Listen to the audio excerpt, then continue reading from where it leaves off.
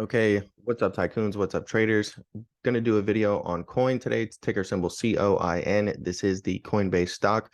We're taking a look at it on Thinkorswim. We're gonna go over the major levels we need to pay attention to, as well as look at a few of our indicators down below and see if they can give us any insight into some of the possible future price action on coin. So make sure to smash the like button, subscribe to the channel if you guys are new. I do these viewer requests every single week. So if you want to see your stock, your crypto, your bond in the next video, all you got to do is comment down below and I'll make a video on it for you as soon as I can. Before we break down the chart, I want to hop over to the option chain tab, which is a underused resource in my opinion.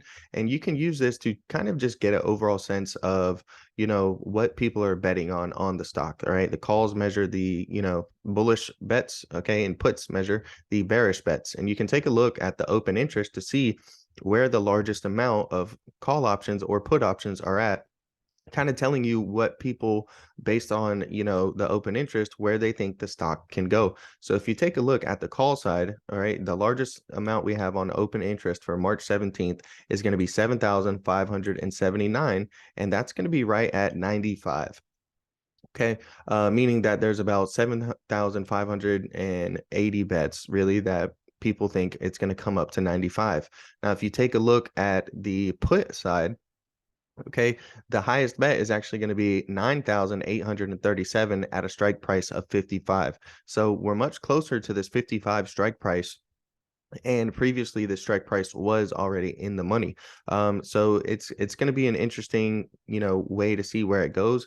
It just rallied really, really big here recently. On Friday, it went up 15.75% just in one day alone. So we're going to see if that bullish momentum can continue. It's got earnings coming up. But, when it comes to the open interest, a lot more are on the put side than is on the call side, right? The puts pretty much outweigh. So there's more people betting that Coinbase is going to go down by March 17th. If you take a look at a closer expiration date, February 17th, we're seeing something very similar, okay? Look at the super high open interest right here on the 45 strike, but for February 17th, it's at 11,589. And there's a bunch more over here. Now, these are all cheap. Most likely, these are going to expire worthless unless Coinbase, crashes on earnings and comes down to 45 or something like that. Then you could see these, really start to gain a little bit of value. But yeah, the put side has been outweighing each one, on multiple expiration dates. Now, on the call side for February 17th, we have the 65 strike with some really high open interest. And then we also have the 70 strike price with some high open interest.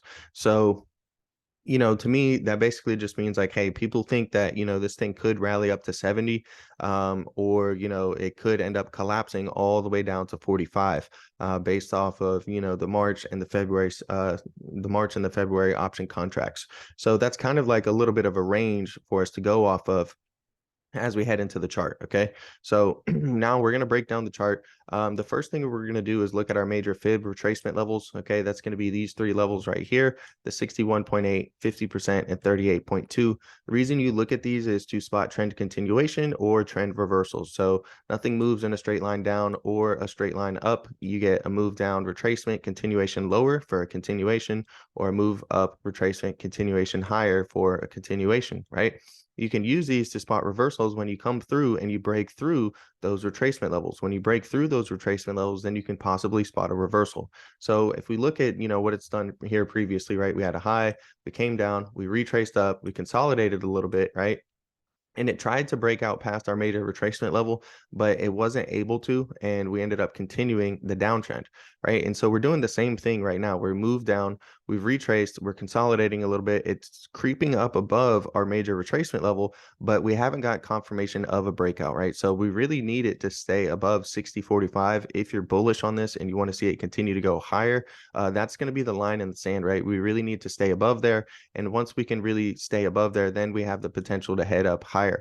Now, if you're trying to short this, you may be jumping the gun a little bit early, but it's not the worst play ever. Okay. Now, the reason being is on our momentum indicator here, we have a slight bearish divergence, which that's simply when the stock price is making a high and then a higher high, but your indicator is making a high and a lower high. So the indicator is actually in a downtrend. We've actually lost momentum since we actually went on this rally. Now you're going to pay close attention on the momentum indicator to the red line.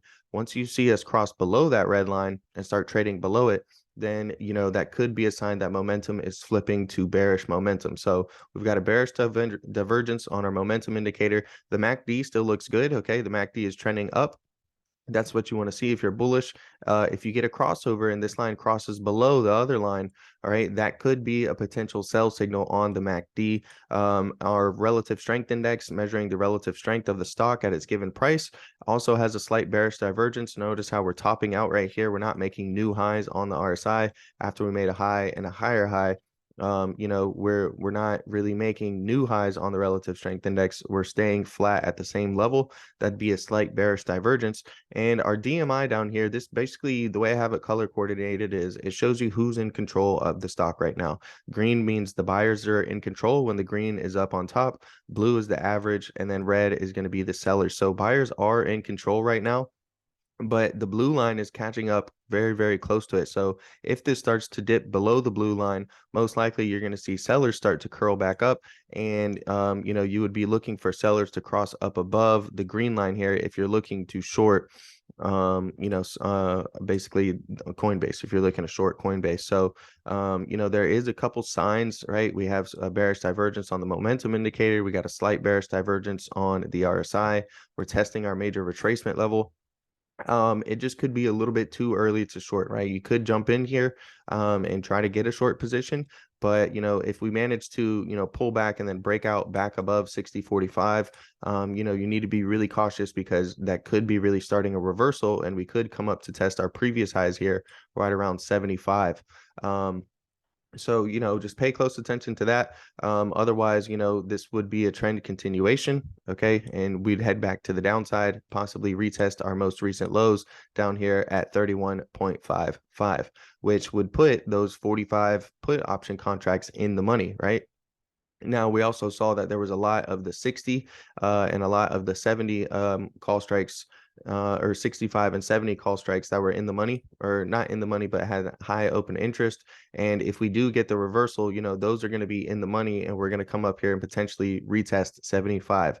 So it kind of makes sense based off the chart where it's at currently, why, we see some people with some bets that it's going to go up to 70, maybe to 75, and why we see people having some bets that it could come all the way back down to $40, $45 a share. So just keep a close eye out on it. This week is going to be a huge roller coaster. Okay, we have Amazon, we have Apple, we have Facebook, Meta, we have Google, all have earnings this week. Then we have the FOMC rate hike and Jerome Powell's speech. And then we also have non-farm payrolls on Friday, NFP. So this week is going to be starting off a ridiculously volatile week in the market, and overall whole month of February I think is going to be very volatile, because as soon as we get done with this week, we're going to start getting the next round of inflation reports. So it's going to be a roller coaster. Definitely put your seatbelt on and get ready for this crazy month of February coming. Are we going to evaporate all of the gains that we made in January, or are we going to continue this bullishness and really push higher in the market?